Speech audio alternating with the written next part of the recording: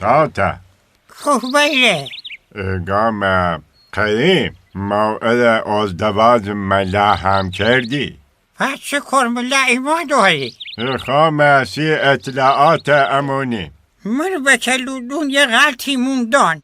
پس گشمرته چه اخباری داری؟ امروز صبح رفتم آدم بانک پیل اون رختم حساب اداره دولت آخه میزونم سکه ثابتابی تا که کاشورگلا فیش من چیچه پیدا کرده. پس چی کردی؟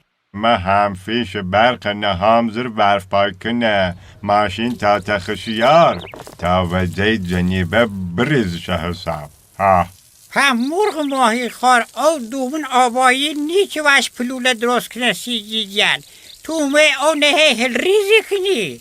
میجان بالای 80% آب تو چشاورزی هلل هشو میشه. اون وقت تو فجر این پتزا آبی؟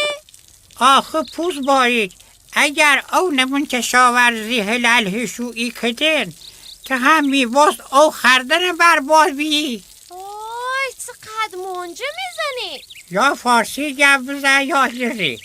آنتون سیدو آره دوش خوتدی ایلا ده بخکوتنی تو تیا نپاش نقا بسر میکنی مو قبر پهرون بخرم. آمه بگم جان بخت لگن خاصره مرهم بوا که ترجه بداری یشی کردن بهتر با حاصل کهی نبو حسن کهی نه نبو سیبه خانم نازون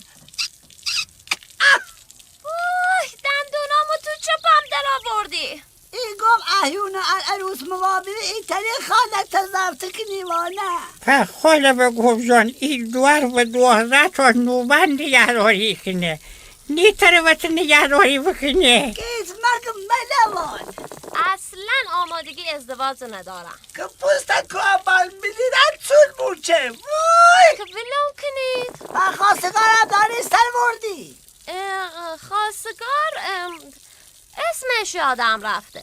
ولا آدم نوم باشه یادش بره نوم خواستگاش یادش نیره آنه باند که خوی پرده بگم جان چه اخبار؟